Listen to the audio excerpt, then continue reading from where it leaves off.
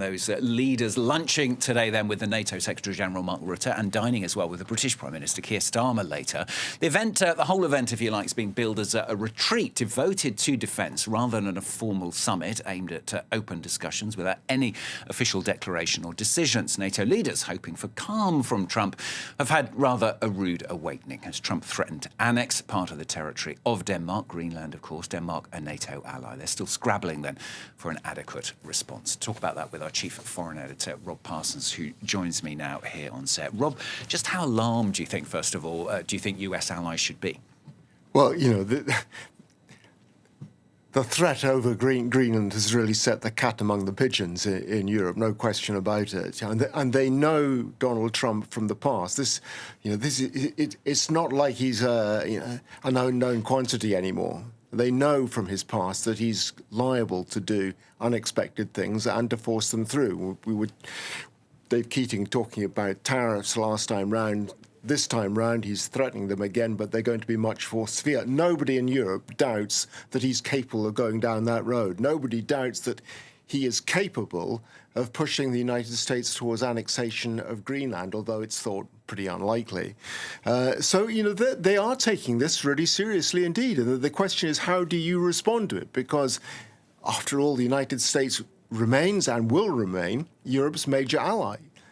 Which just brings us round to the whole issue of defence, because without the United States, Europe effectively, at this stage at least in its history, doesn't have the defence it needs to protect itself against potential hostility coming from Russia, for instance. So they have a lot of dilemmas to deal with at the same time. And coming under immense pressure from Donald Trump, they are going to have to debate seriously what they do about their defence policy. But Emmanuel Macron has been promoting the idea of European strategic autonomy for quite some time. He will undoubtedly feel that developments over the last 2-3 years, the war in Ukraine, Donald Trump's return to power in Washington, makes his argument that much stronger. But there are others, within the European Union. This has always been the problem with the European Union. There's 27 sovereign states with different points of view on all kinds of issues.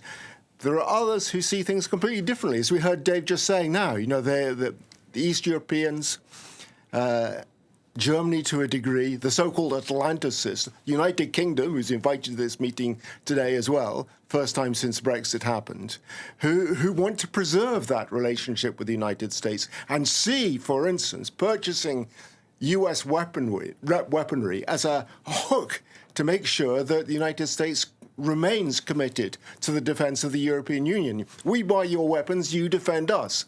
And there are others who completely reject the idea of a need to boost spending now. The Hungarians, the Slovaks, who have a very cosy relationship with Moscow and don't want to upset that link. So it's going to be, although I think there is a recognition by and large within the European Union that they have to do more to spend on defence, to organise their defence, and indeed are spending more on defence than in the past. There are lots of divisions that are going to make it very difficult to come to any sort of unanimous decision. You mentioned Ukraine. Of course, that's going to figure largely in the discussions. France has been among those states, as you say, calling for the European Union to develop its own defence capacities. Do you think there will actually be some kind of shift in that direction?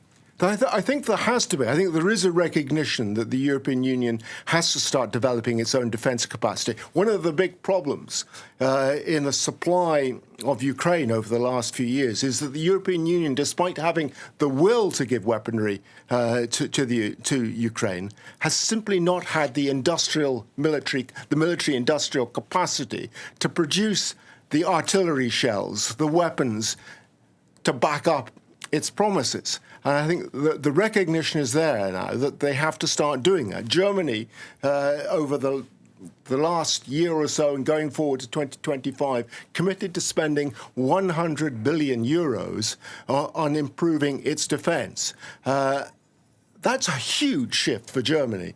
And if it's followed by others, then that would really make a difference to the European Union's defence commitment. There are problems, though, despite the fact that most European members now do spend more than 2% of their GDP on defence. There are countries, major countries in Europe, like Spain and Italy, which are still committing less than 2%, 1.5% of their GDP to defence.